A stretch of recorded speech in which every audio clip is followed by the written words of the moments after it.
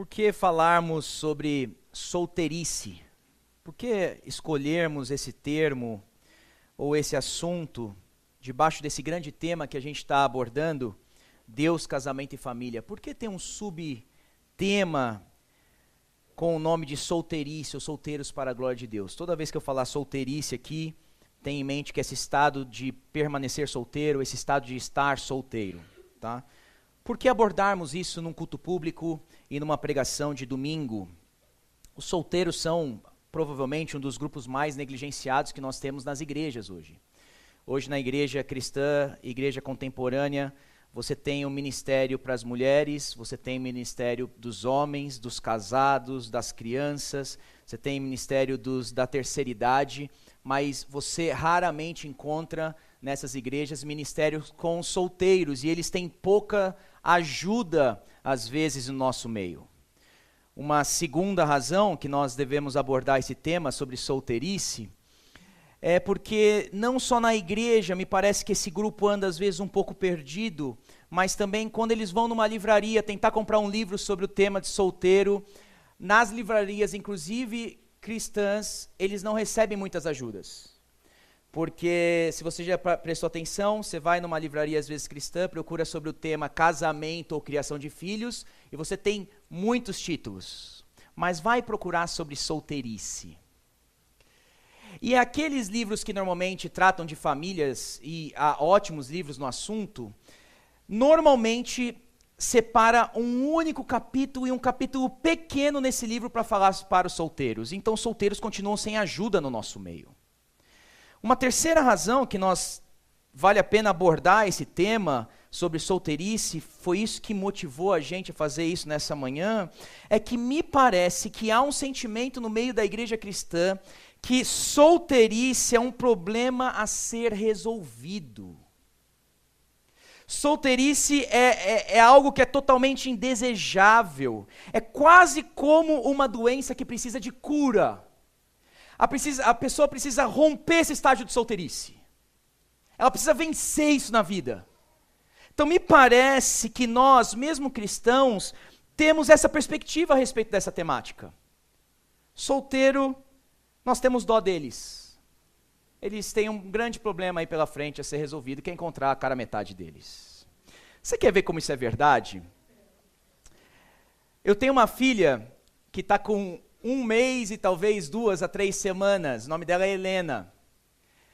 Qual que é a brincadeira que já é feita com a Helena com 1 mês e 2 ou 3 semanas de idade, 2 semanas de idade? Qual é a brincadeira que o pessoal faz com ela? Quem que vai ser o par da Helena? Qual que é o dote da Helena? E eu não estou usando a Helena como exemplo, obviamente os pais aqui não são enciumados, né? A gente não está com ciúmes da situação, mas o que está por trás dessa brincadeira que desde pequeno vocês cresceram com isso em mente? Que os amigos desde a escolinha colocaram isso na cabeça de vocês, e os pais também colocaram na cabeça de vocês, e a pressão vem desde o berço.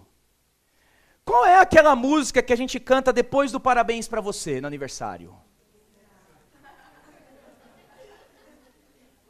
Por que você canta essa música? O que está por trás? Não tem nada de errado da gente cantar e desejar que a pessoa case. Casamento é bom, nós vamos ver aqui. Mas o que está por trás quando você deseja a pessoa que naquele próximo ano ela não permaneça solteiro ou solteira? Qual a motivação disso? Quando foi que você viu o último desenho da Disney ou desenho televisivo em que a princesa conseguiu ser feliz e realizada sem encontrar o príncipe dos sonhos dela? Qual foi o filme de Hollywood que exalta a solteirice? E não é só isso, gente, em relação a desenho nem filme, mas às vezes na própria igreja nós tomamos essa postura. A gente tenta às vezes criar encontros em que os nossos solteiros têm que se conhecer, têm que casar, e vamos criar reuniões e jantares românticos dentro da igreja para ver que se talvez a gente não sai dali com um parzinho entre eles. E talvez o pior pesadelo dos pais é: eu não quero ver o meu filho e a minha filha solteira para o resto da vida.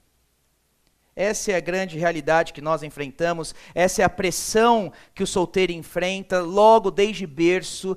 Talvez o solteiro se sente envergonhado pelo seu status, ele torcem para sair logo dessa situação. A gente até brinca que um dos chamados que é mais temido, acima do chamado missionário, é o chamado para permanecer solteiro. E aí nós temos um problema de estatística. Eu coloco para vocês, pedi para alguém apagar aí uma das luzes, coloco para vocês aqui, a primeira estatística que eu coloco é que, veja como os números, feita nos Estados Unidos, mas provavelmente segue um padrão, né? Você tem ali os casados de 2000 a 2016, mais ou menos o mesmo número, né, de casais casados, mas quando você vem para os solteiros, há sempre um aumento de 2000 a 2016 desses grupos solteiros. Isso significa que cada vez mais nós temos solteiros no nosso meio. Obviamente, por causa das situações sociais em que nós vivemos, ninguém mais casa como os nossos avós casavam com 15, 16 anos. Então hoje os solteiros estão por um período mais longo até tomar a decisão de casamento. Coloco mais uma pesquisa também para vocês. Aqui falando se aquele solteiro, né, ou a solteira acredita que vale a pena morar junto antes do casamento. 65% acredita que sim. Aqui nesses 84% é que eles acreditam que vale a pena morar junto antes do casamento para testar a compatibilidade, para ver se vai dar certo. Vamos fazer um trial antes da gente entrar de fato numa relação de casamento. E o próximo slide que eu coloco é que é tão indesejável essa situação de solteirice hoje no nosso meio, que agora a gente tem um online dating, né, que é a tendência de solteiros encontrarem outras pessoas na internet. E a gente vê esses números cada vez mais aumentando, muito embora os resultados não são bons. Eu tenho essas pesquisas depois, vocês podem acompanhar. Então, nessa manhã, gente, nós precisamos de uma perspectiva bíblica sobre o assunto. E diferente do que eu fiz até agora, talvez hoje é a primeira vez na Igreja da Trindade que eu não vou pegar um único texto e fazer exposição sobre um único texto, mas eu acho que eu vou servir vocês melhor hoje na igreja se eu passar uma perspectiva bíblica, um panorama sobre esse assunto. Então não estranhe ainda porque eu não falei para você abrir sua Bíblia. Eu divido o tema de solteiro em 4 grandes blocos aí para a gente nessa manhã. Primeiro eu queria olhar na criação, onde a solteirice é inexistente. Em segundo lugar, nós vamos olhar no Antigo Testamento, onde a solteirice é indesejável. Em terceiro lugar, eu vou falar no Novo Testamento, 2 passagens que a gente precisa olhar, onde vai mostrar que a solteirice é vantajosa para o ministério. E no final, nós temos o estado final, onde a solteirice é universal. Universal. Vamos começar na criação, então. Criação.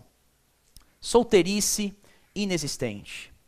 Fica claro, gente, logo quando a gente vai para Gênesis 1 e 2, que foi o próprio Deus que instituiu a família e instituiu o casamento e o sexo. Você lembra desse versículo bem conhecido? Deus falando consigo mesmo, Deus Pai, Deus Filho, Deus Espírito Santo, fala consigo mesmo, façamos o homem à nossa imagem e semelhança.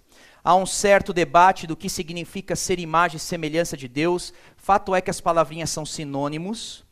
E as 2 palavrinhas têm essa ideia de uma réplica. É como se Deus estivesse falando consigo mesmo, vamos fazer uma réplica de nós. E vamos colocar essa réplica, ou essa estátua nossa, no meio do jardim. Por trás, e eu assumo essa interpretação, porque lembra, por exemplo, no caso de Daniel, Nabucodonosor, em Daniel capítulo 3, em que Nabucodonosor, rei da Babilônia, decide botar a sua própria estátua na Babilônia. O que ele está mostrando com a sua estátua? Aqui eu domino, aqui eu governo.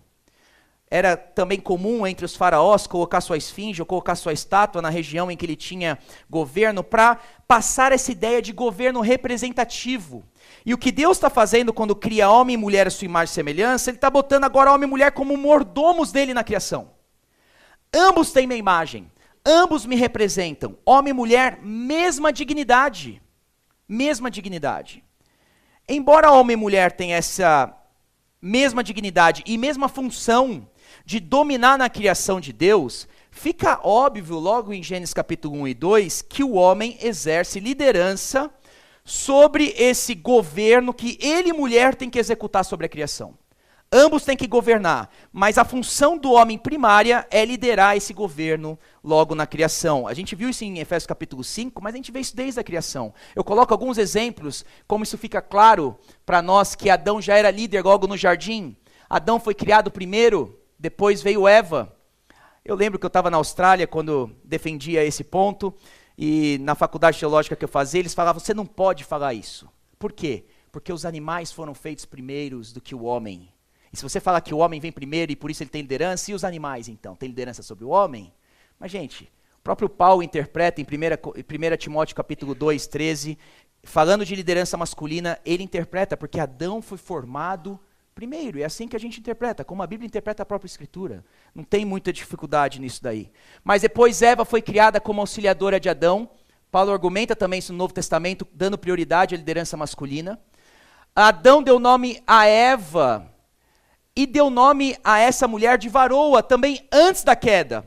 Também aí o que o pessoal vai entrar em conflito, falando que isso não cabe, é porque Adão só nomeia ela depois da queda, como Eva. Como Eva é verdade. Mas lembra que Adão olhou para ela antes da queda e falou, essa daí é mulher, essa daí é varoa. Então Adão também nomeia ela. A gente tem que Deus falou com Adão primeiro, antes e depois da queda, é com ele que Deus direciona. Adão é esse líder responsável moral e espiritual pelo jardim que Deus o colocou, e Adão é tratado como representante da raça humana. Eu acho que isso daí é meio que padrão ou conhecido por todos. Em relação a Eva, qual o papel dela no jardim? O Senhor disse e declarou, não é bom que o homem esteja só.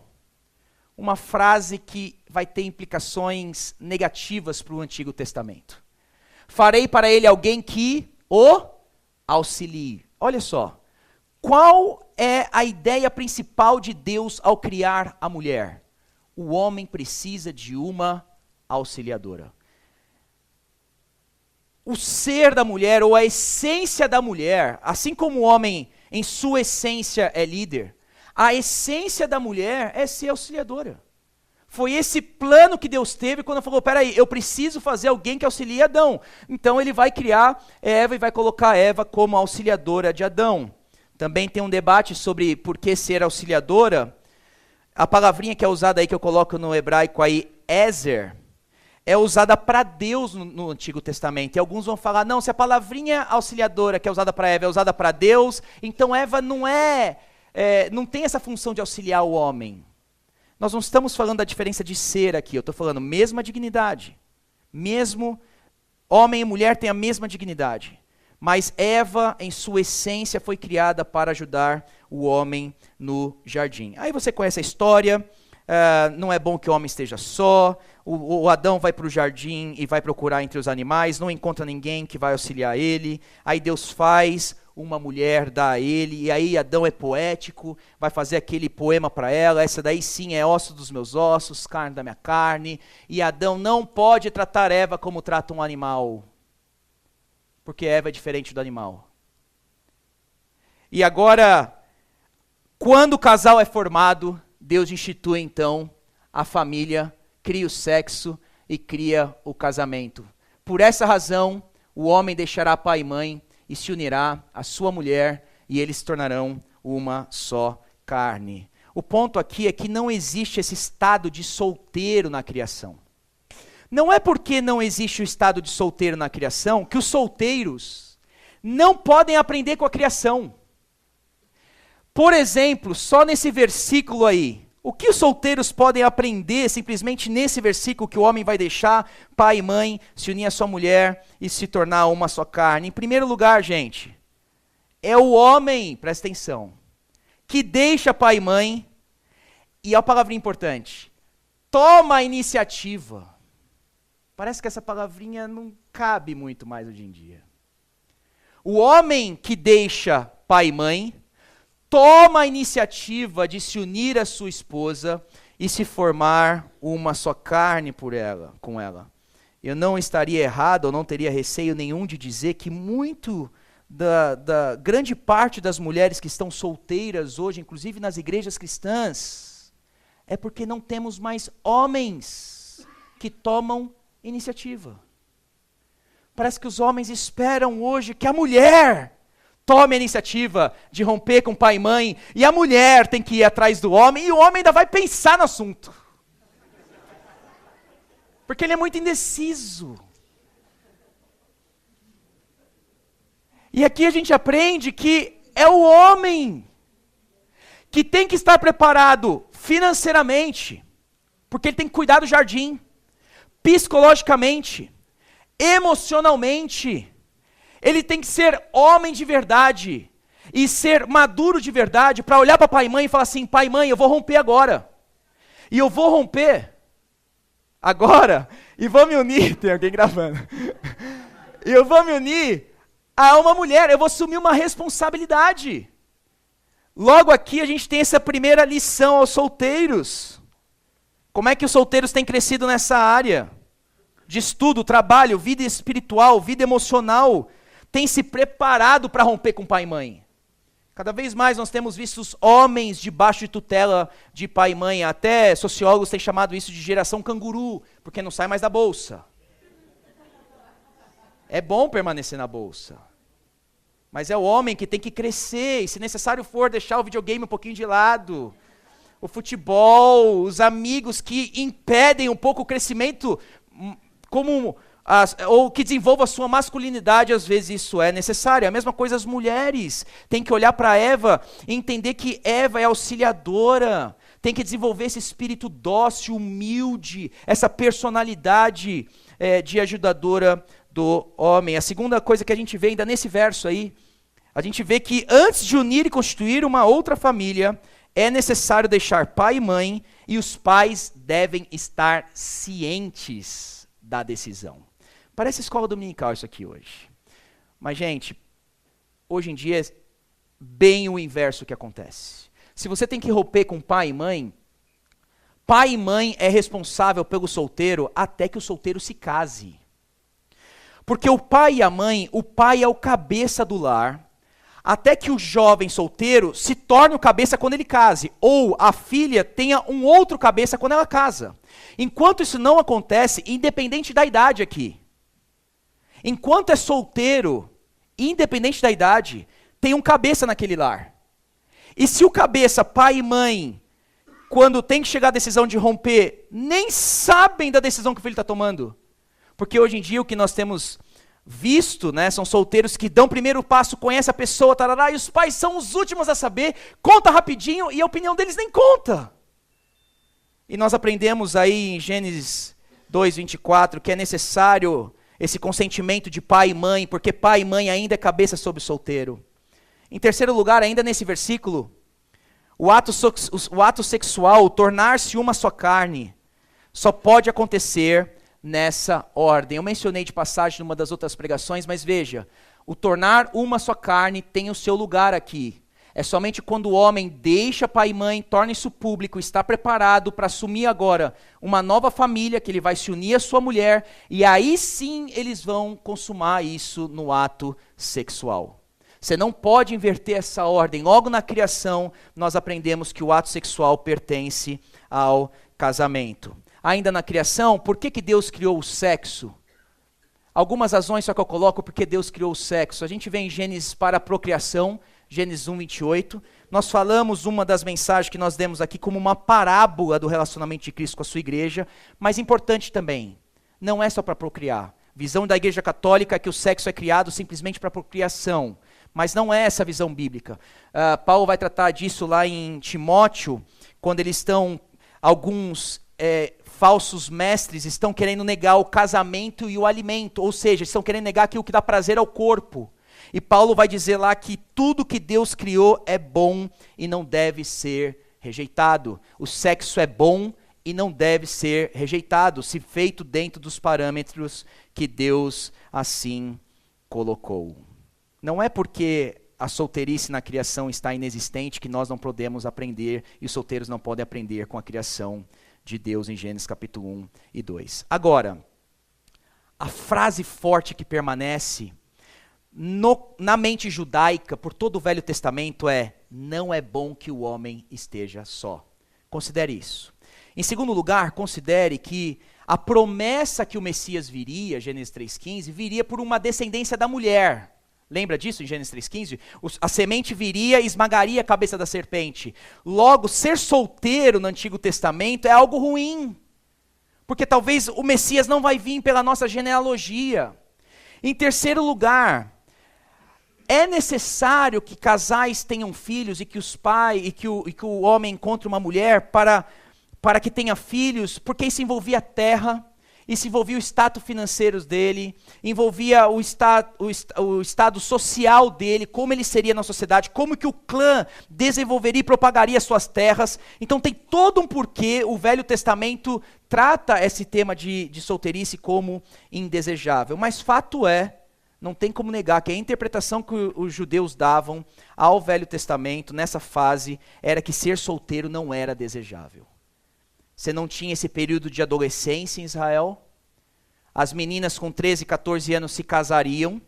Os meninos com 15 a 16 anos se casariam. E você não tem esse tempo longo de amadurecimento. O que nós vemos hoje, inclusive, é alguns teólogos e pastores tentando discutir se existe de fato adolescência. Um termo mais recente que foi criado. Não vou entrar aí, mas fato é que em Israel você não tem isso. A meninada está casando e está casando cedo. Elas eram mulheres cedo e os homens eram homens cedo. E aí você tem 6 grupos em Israel no Velho Testamento que pertencem a essa categoria de solteiro. Em primeiro lugar você tinha as viúvas. Como hoje em dia, em Israel, no Israel antigo, as mulheres viviam mais que os homens. Por isso que você não vê muitos viúvos em Israel. As mulheres viviam mais, os homens iam morrer mais cedo, então elas acabavam ficando viúvas. As viúvas tinham essa situação indesejável. Elas entravam naquele grupo que nós temos no Velho Testamento dos vulneráveis, os órfãos, os estrangeiros, os levitas e as viúvas também. Viuvez era visto tão ruim no Antigo Testamento que o próprio Deus ameaça várias vezes Israel de torná-los viúvos. Depois você tem os eunucos. Eunucos eram esses que eram castrados e habitavam nas cortes dos reis. Ou eles tinham alguma deficiência de nascença e não poderiam procriar. E aí faz sentido o rei botar um eunuco para cuidar do seu harém, certo? Porque ele quer proteger o seu harém. E se as mulheres aparecessem grávida, o rei não desconfiaria daqueles que estão cuidando do harém. Então os reis colocariam, a gente vê isso no livro de Ruth, livro de Esther, isso fica claro.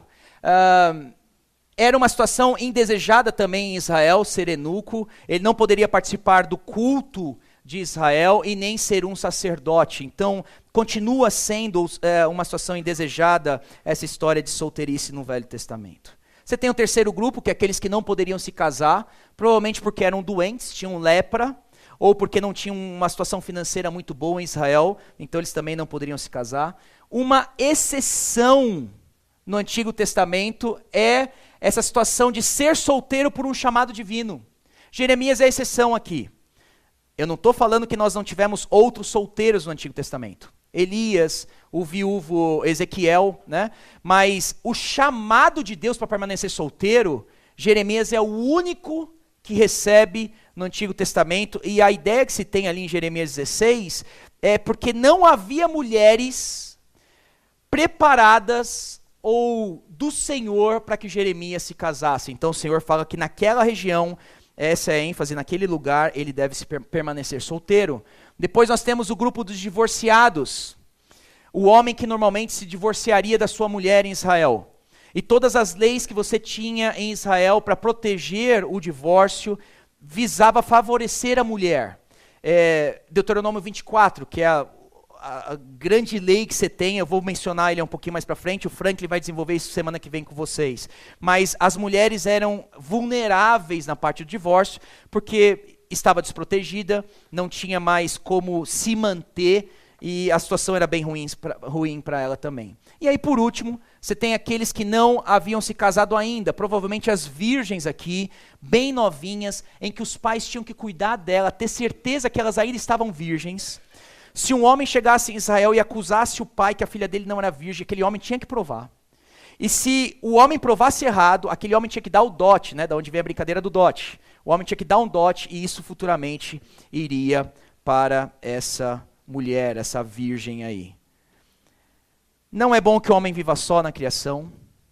E aí você tem no Antigo Testamento uma situação de solteirice indesejável. E me parece que a igreja cristã para aí. Me parece que muitos pais param aí. Não é bom. O estado de solteiro não é bom. É indesejável.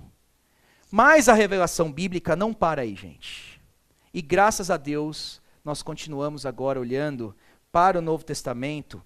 E no Novo Testamento, ouça quem está solteiro aqui. No Novo Testamento, o ensinamento que nós temos é que Deus pode chamar e capacitar alguns para permanecerem solteiros. No Novo Testamento, Deus pode chamar e capacitar alguns para permanecerem solteiros. E aí eu preciso olhar 2 textos com vocês rapidinho, e eu preciso que você abra sua Bíblia lá comigo. Mateus capítulo 19.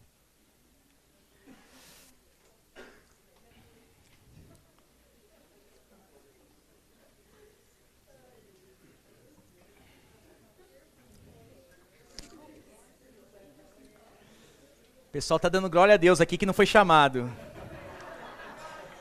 É isso que eu estou tentando provar o contrário. Mas quem sabe esses textos ajudam a gente.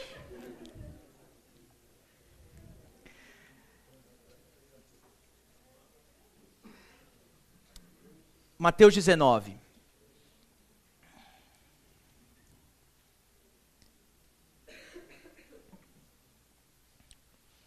que está acontecendo? Olha aqui para mim. O que está acontecendo em Mateus 19? Mateus 19, 20, ensinamento de Jesus para os seus discípulos. E parece que Jesus quer clarear um pouquinho os olhos deles com relação ao que significa caminhar com Jesus e o discipulado. Por isso que o último texto de Mateus 20, é um bloco do Mateus 19, 20, é a cura de 2 cegos. Jesus precisa ajustar a visão dos discípulos com relação a alguns assuntos. Um desses assuntos é casamento e divórcio e solteirice. Precisa clarear um pouquinho os olhos dos seus discípulos. Você tem 5 grandes discursos de Jesus aí em Mateus e essa inicia um novo bloco de discurso aí. Olha o verso 3 aí. O verso 3 vai dizer que os fariseus estão querendo botar Jesus à prova. Os fariseus não querem aprender sobre casamento, divórcio e solteirice. A motivação deles é colocar Jesus à prova. O texto que eles estão debatendo é Deuteronômio 24. Eu coloquei, acho que aí, Deuteronômio 24. Olha a lei de Moisés. Se um homem casar-se com uma mulher e depois não a quiser mais por encontrar nela algo que ele reprova, dará certidão de divórcio à mulher e a mandará embora. O debate todo está ali. O que o homem acha na mulher que ele reprova? Você tem 2 escolas em Israel, Shammai e Eliel. Eliel é a mais liberal. Olharia para esse versículo aqui e falaria assim: se o homem chegar em casa e achar o que a mulher reprova, tipo o que, Eliel? Tipo a comida ser muito ruim. Aí o homem então vai dar certidão de divórcio e vai mandar ela embora. Essa é a escola de Eliel nesse tempo que Jesus está aqui. A segunda escola é Shammai, que é o quê? Não, algo que o homem acha e reprova na mulher é imoralidade sexual. O debate está em cena. Lembra que Herodes acabou de mandar matar João Batista, porque João Batista foi contra o divórcio e o recasamento de Herodes. Toda essa tensão, e os fariseus agora chegam por Jesus e querem saber qual motivo, é o finalzinho do verso 3. É permitido o homem divorciar-se da sua mulher? Por qual motivo? Qual motivo? Que escola que você vai apoiar, Jesus? Nos versos 4 a 6, Jesus não vai parar aí, não vai para Deuteronômio. Jesus vai lá para o Gênesis.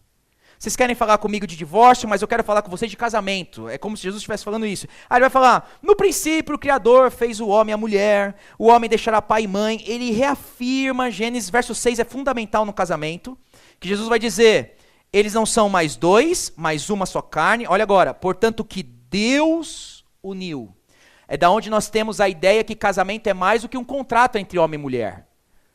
Casamento é uma aliança entre homem, mulher e Deus. Quando você troca votos com a sua esposa, você troca votos com a sua esposa corandeo, perante Deus. Segue aí que eu não posso ficar muito tempo nessa passagem, que é muito boa.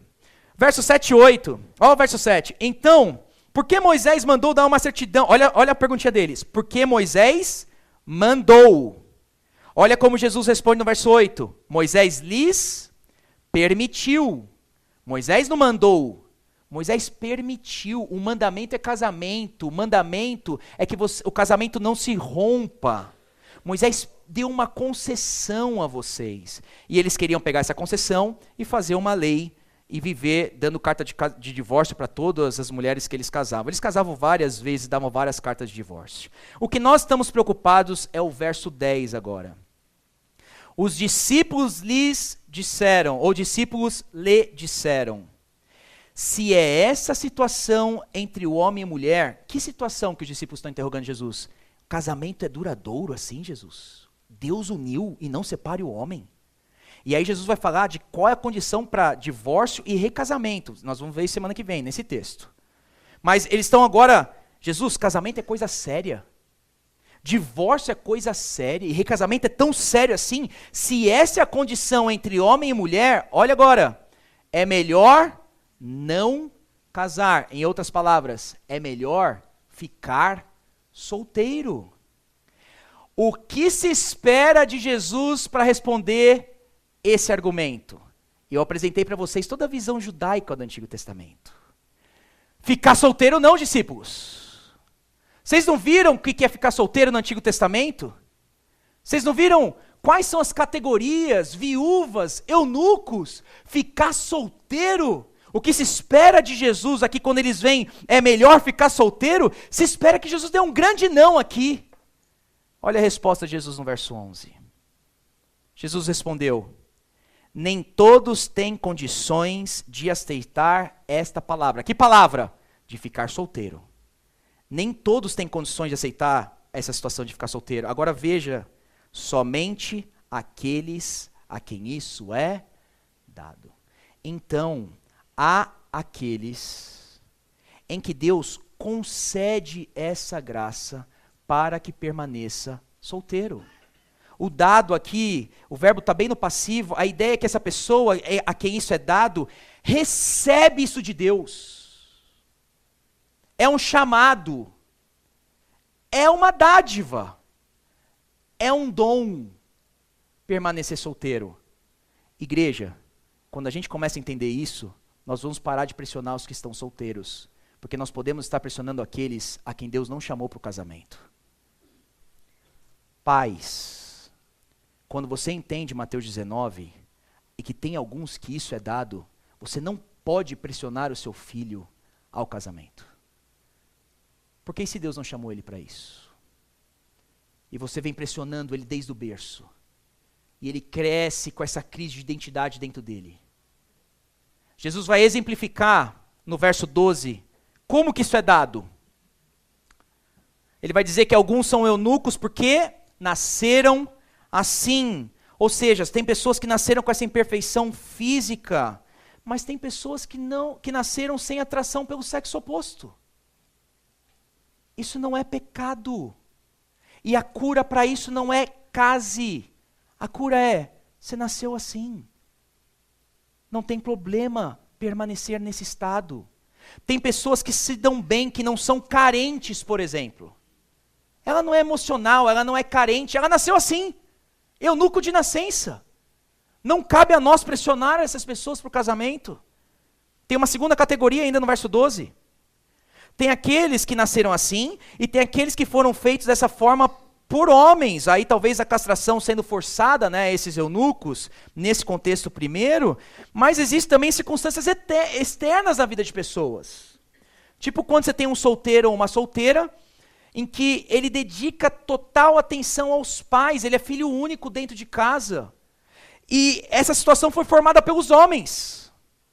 E você ficar pressionando esse solteiro para que ele case, é uma pressão que ele nem tem como dar um passo além do que ele tem dado ali, que é de cuidado aos pais, ou de uma missão no campo missionário que ele esteja, ou num trabalho social, seja lá o que for. Existem essas situações que são causadas pelos homens.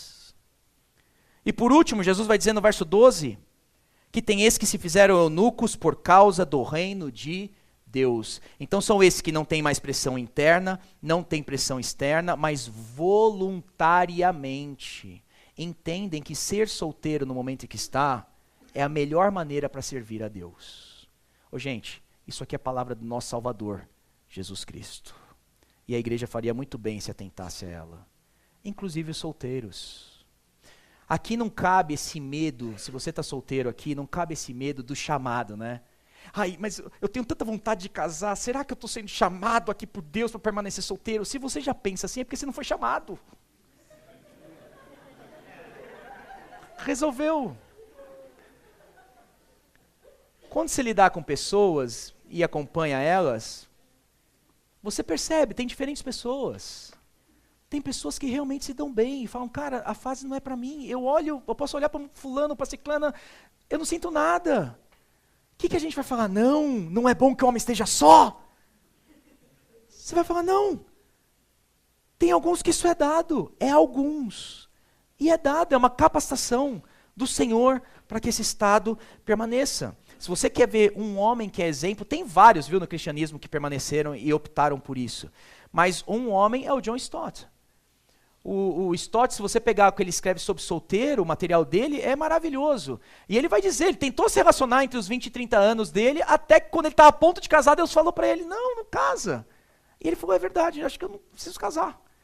E ele fica solteiro, e no final da vida dele ele escreve que ele não teria escrito tanto e pregado tanto em tantos países se ele tivesse casado. Deus capacitou esse homem. Eu ia falar, mas vamos seguir. Eu preciso olhar mais um texto. 1 Coríntios capítulo 7. 1 Coríntios capítulo 7. Pode abrir aí, só para você visualizar na sua Bíblia.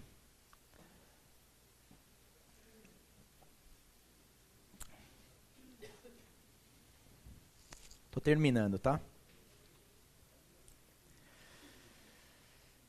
1 Coríntios capítulo 7 é um grande capítulo, né? Você tem 40 versículos, não vou abordar ele todo, obviamente. O que você precisa saber quando você chega em 1 Coríntios capítulo 7, tem um problema acontecendo na igreja de Corinto. A gente vê no verso 26, por causa dos problemas atuais, tem uma situação específica que nós não sabemos qual é. A Bíblia não diz qual. O que eu quero dizer é que o tempo é pouco. Paulo está com essa ideia de o problema está atual, o nosso tempo é pouco, né? A gente vê que tem esse problema rolando. Gostaria de vê-los livre de preocupações. Então tem problema, tem pouco tempo e tem preocupação que está acontecendo em Corinto, nessa igreja. Lembra também que essa igreja é bem imoral. Bem imoral. Eles eram extremamente depravados antes da conversão deles. Você vai ler isso depois em 1 Coríntios capítulo 6, quando Paulo vai falar que vocês eram assim. Ele vai falar que homossexuais, beberrões, ladrões, caluniadores, antes de vocês serem convertidos e lavados no sangue de Jesus, vocês viviam assim. Qual a tendência daqueles que vivem de maneira depravada? Ir para o outro extremo, legalismo. Ok? E qual a tendência daqueles que vivem ou cresceram em igrejas legalistas? É agora serem antinomistas, ou seja, sem lei.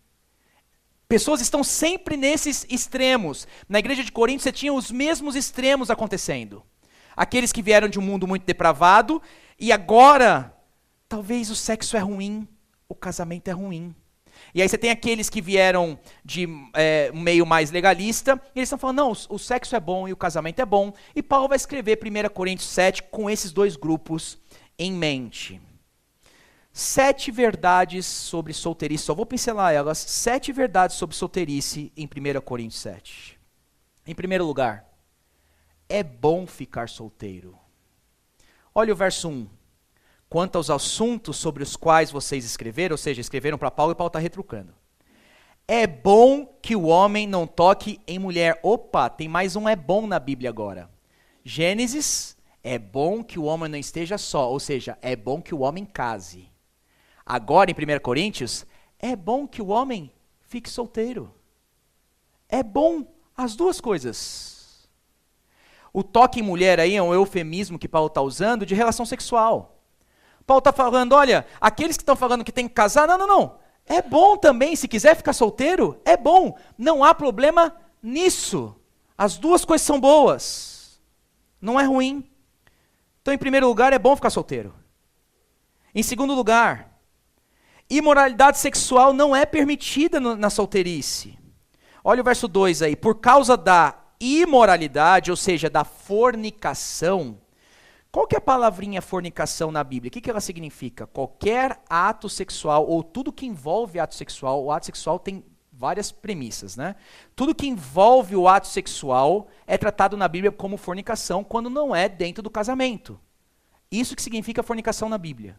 E Paulo está falando, por causa da fornicação, cada um deve ter sua esposa, cada um deve ser o seu próprio marido. No verso 9, mas quem não consegue controlar deve casar-se, é melhor casado que ficar em desejo. O que Paulo está falando? O escape para a fornicação não é descontar no namorado, nem descontar na masturbação.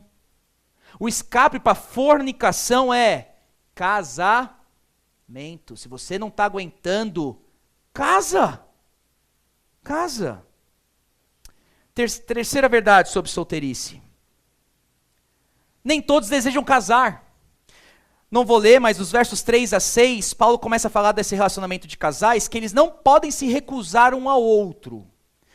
A ideia de Paulo é que você não pode usar o sexo como uma arma. Tipo, você brigou comigo, né? Você vai ficar 1 mês sem relação sexual dentro de casa. Paulo vai falar, não se recusem um ao outro. Tem que ter mútuo consentimento e nem pode abusar no sexo dentro de casa. Maridos, às vezes, que têm uma vida muito depravada no passado e querem chegar na esposa e descontar nela ou achar que vai ser como era no passado. Não. Tem que ter mútuo consentimento, Paulo está falando. Você não pode nem recusar e nem abusar. Mútuo consentimento. O que isso tem a ver com solteiro? Tem solteiros que gostam da sua exclusividade. Então nem todos vão desejar casar. Eu vou viver bem comigo mesmo. O pensar em eu ter o tempo todo que me entregar a alguém é algo que eu não quero. Ainda mais essa parte sexual, dada a minha infância, dado o que aconteceu comigo. Tem solteiros que vão olhar e falar assim, eu não quero esse tipo de relação. Então nem todos desejam. Você tem que entender que quando você entrar no casamento, você não tem mais autoridade sobre o seu corpo. Você não se recusa. A quarta verdade. Tanto casamento quanto solteirice é um dom. Aí Paulo volta a repetir o que Jesus falou em Mateus 19. Olha o verso 7. Gostaria que todos os homens fossem como eu. Paulo está solteiro aí, pelo menos nessa fase. Mas cada um tem o seu próprio, olha a palavrinha, gente, dom. Sabe que palavrinha dom que Paulo está usando aí? A que ele usou em 1 Coríntios capítulo 12, capítulo 14, para falar de dons espirituais. Nós gostamos, né? Você não ora, Senhor, dá mais o teu dom à tua igreja, mais o teu dom à tua igreja. Esse é um dom que o Senhor dá à sua igreja. Pense 2 vezes, solteiro, a orar isso, né? Mas é verdade, é um dom. E veja que Paulo diz, cada um tem o seu dom da parte de Deus, um de um modo e outro de outro. Ou seja, casamento é um dom e solteirice é um dom. É uma capacitação que Deus nos dá. A quinta verdade, os solteiros podem se dedicar exclusivamente ao Senhor. O homem que não é casado preocupa-se com as coisas do Senhor, em como agradar o Senhor. Sexta verdade, é possível ser solteiro e viver uma vida santa. Essa é a tônica de Paulo em 1 Coríntios 7. Se você está casado ou se você está solteiro, viva em plena consagração ao Senhor. E a sétima verdade, casamento com descrente é proibido. Leia comigo o verso 39. A mulher está ligada a seu marido enquanto ele viver. Mas se o seu marido morrer, ela estará livre para casar com quem quiser. Beleza. O solteiro está livre para casar com quem quiser, contanto que ele pertença ao Senhor. Essa última frase aí, gente, é crucial de Paulo. Solteiros são livres para casar com quem quiser, com uma condição, contanto que essa pessoa pertença ao Senhor. O que isso lhe dá na prática para o solteiro? Namoro não é evangelismo. Evangelismo é pregar o evangelho para o incrédulo. Você não ama ou evangeliza alguém beijando na boca. mas é pregando a palavra e dando bom exemplo de que você é um cristão e uma cristã e deseja ver a salvação daquele homem e daquela mulher. Considere todos os casamentos mistos que houve na Bíblia. Quais foram os resultados deles? Os corações dos homens se desviaram. Os seus filhos não cresceram no temor do Senhor. O Senhor sabe o que está fazendo aqui, gente, quando Ele diz, contanto que esteja no Senhor. Uma nota da Igreja da Trindade, pública. Nós decidimos, nesse primeiro momento, não definir namoro na igreja.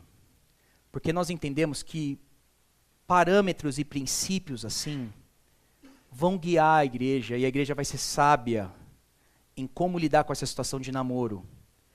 Lembra você que está namorando, ou vai namorar, que aquela que você está pensando em casar, enquanto você não casa, ela é irmã em Cristo.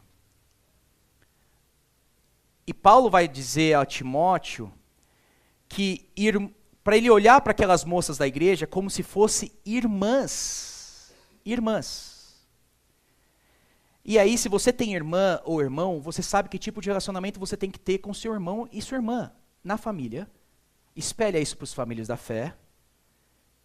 Nesse primeiro momento, e eu sei que não vou ser contra namoro, obviamente que não, há uma circunstância e os tempos que nós vivemos que favorecem agora, e namoro de certa forma até ajuda casais a pensarem, nós decidimos não definir essa situação. Vocês são sábios o suficiente com esses princípios, em plena consagração ao Senhor, como vocês têm que namorar.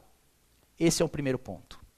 Mas nós entendemos na Trindade que casamento é somente contanto que ele pertença ao Senhor. Eu e Franklin, nós nem fazemos casamentos mistos. Por quê? Quem casa civil, gente, é o juiz de paz, né? Ou no cartório.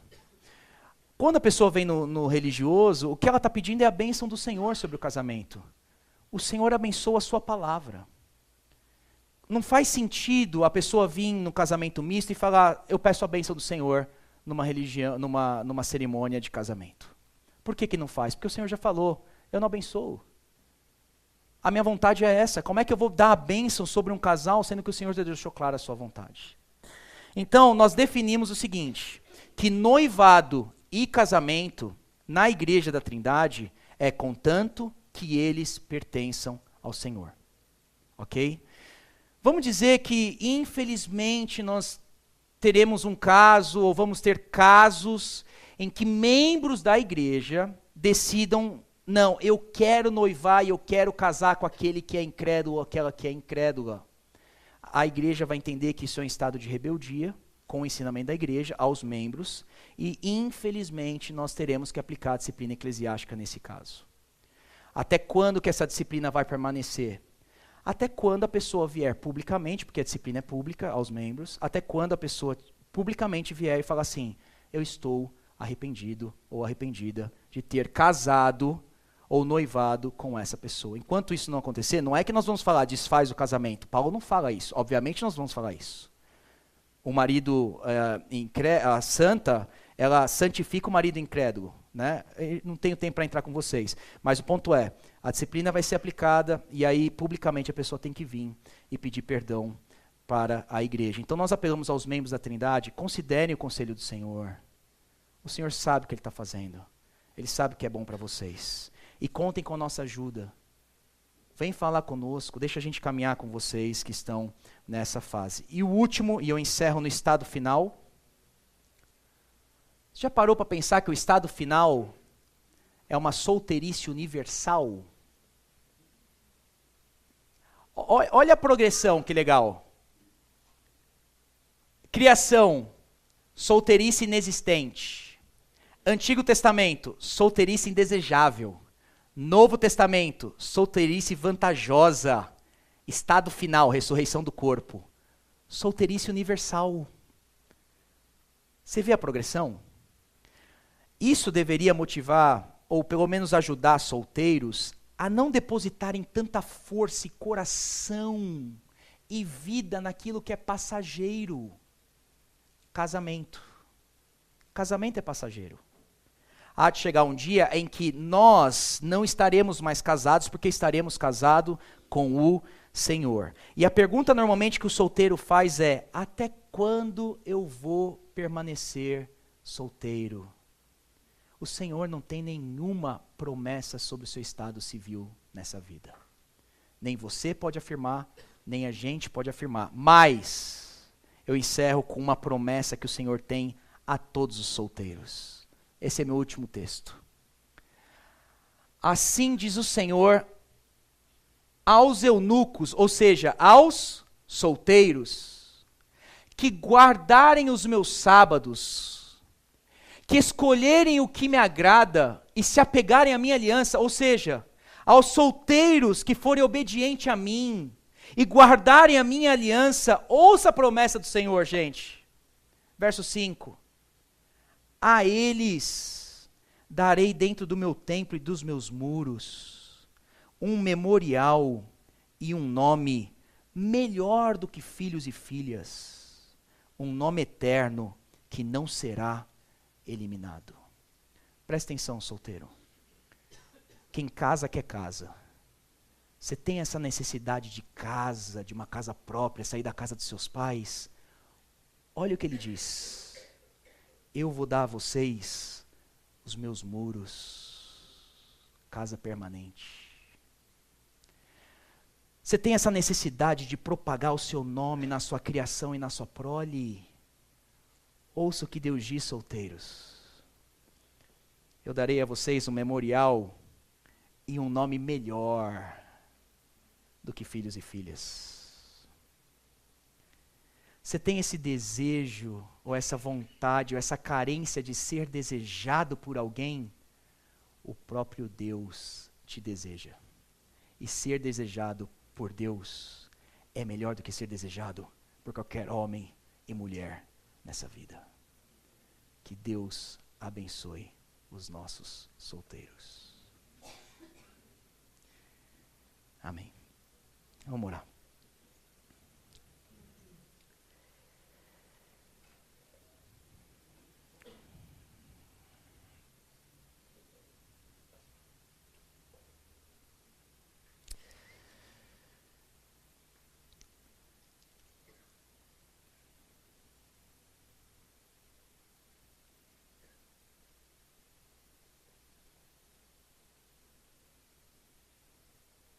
Senhor, nós pedimos por graça e por perdão, por misericórdia. Graça a esses que estão nessa fase de solteiro, que o Senhor os capacite, que eles possam entender o momento em que estão, que não é um tempo perdido, não é algo que deu errado. Talvez eles tenham ouvido isso muito tempo de pessoas, parentes. Essa perspectiva está forte, se sentem culpados. Então, graça, Senhor, sobre essas vidas. Alivia os corações aqui pesados nessa manhã. E nós pedimos perdão por termos tratado os nossos solteiros que estão no nosso meio com tanto peso. Por ter pressionado eles a estarem a lugares que talvez o Senhor não os levou ainda. Dá maturidade à tua igreja, Senhor, nessa manhã. Abençoa-nos. E que tanto casados quanto solteiros possam viver em família, em plena consagração ao Senhor. Essa é a nossa oração nessa manhã. No teu nome, Jesus. Amém e amém.